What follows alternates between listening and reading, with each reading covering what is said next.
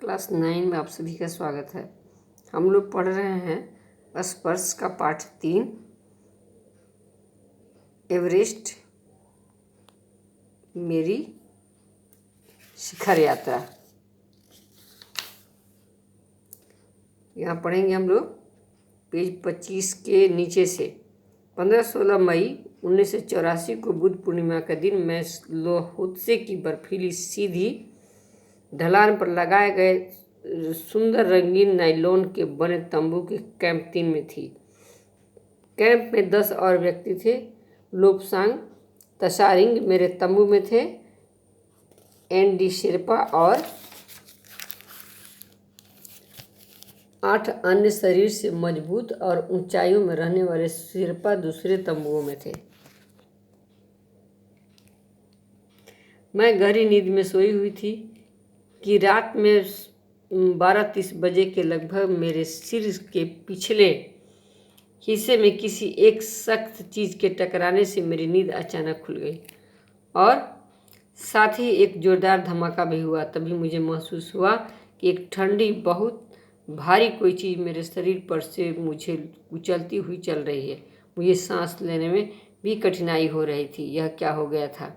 एक लंबा बर्फ का पिंड हमारे कैंप के ठीक ऊपर लोहोत्से ग्लेशियर से टूटकर नीचे आ गिरा था और उसका विशाल हिमपुंज बन गया था।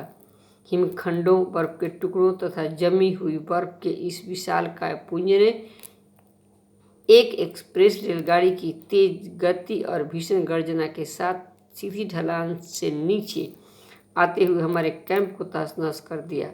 वास्तव में हर व्यक्ति को चोट लगी थी। यह एक आश्चर्य था कि किसी की मृत्यु नहीं हुई थी।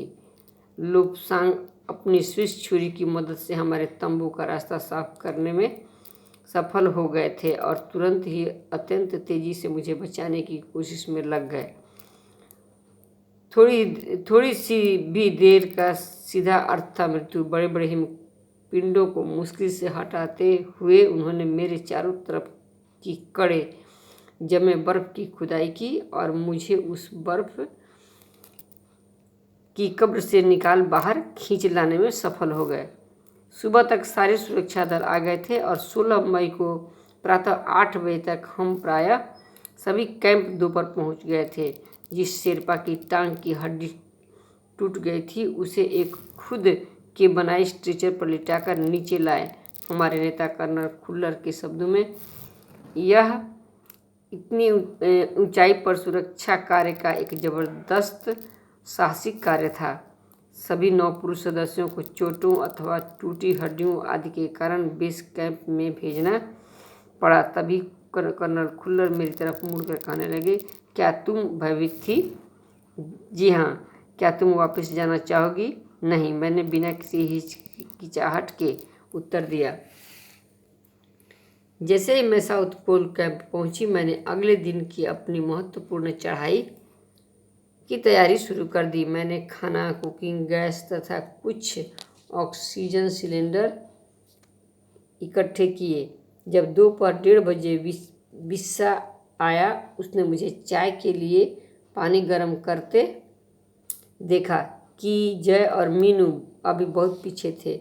मैं चिंतित थी क्योंकि मुझे अगले दिन उनके साथ ही चढ़ाई करनी थी। वे धीरे धीरे आ रहे थे क्योंकि वे भारी बोझ लेकर और बिना ऑक्सीजन के चल रहे थे। दोपहर बाद मैंने अपने दल के दूसरे सदस्यों की मदद करने और अपने एक थर्मस को जूस से और दूसरे को गर्म चाय से भरने के लिए नीचे जाने का निश्चय किया।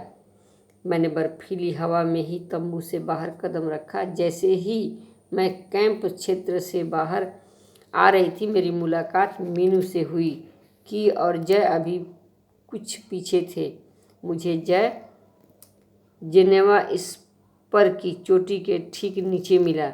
उसने कृतज्ञतापूर्वक चाय वगैरह पी, लेकिन मुझे और आगे जाने से रोकने की कोशिश की, मगर मुझे की से भी मिलना था। थोड़ा सा और आगे नीचे उतरने पर मैंने की को देखा। वह मुझे देखकर हक्का बक्का रह गया। तुमने इतनी बड़ी जोखिम क्यों ली बचेंद्री? मैंने उसे दृढ़तापूर्वक कहा कि मैं भी औरों की तरह एक पर्वतारोही हूँ, इसीलिए इस दल में आई हूँ। शारीरिक रूप से मैं ठीक हूँ, इसलिए मुझे अपने दल के सदस्यों की मदद क्यों नहीं करनी चाहिए। की हंसा और उसने पेय पदार्थ से प्यास बुझाई, लेकिन उसने मुझे अपना किट ले जाने नहीं दिया। थोड़ी देर बाद साउथ कोल कैंप से लहाटू और बिस्सा हमें मिलने नीचे उतर आए और हम सब साउथ कोल पर जैसी भी सुरक्षा और आराम की जगह उपलब्ध थी उस पर लौट आए। साउथ कोल पृथ्वी पर बहुत अधिक कठोर जगह के नाम से प्रसिद्ध है।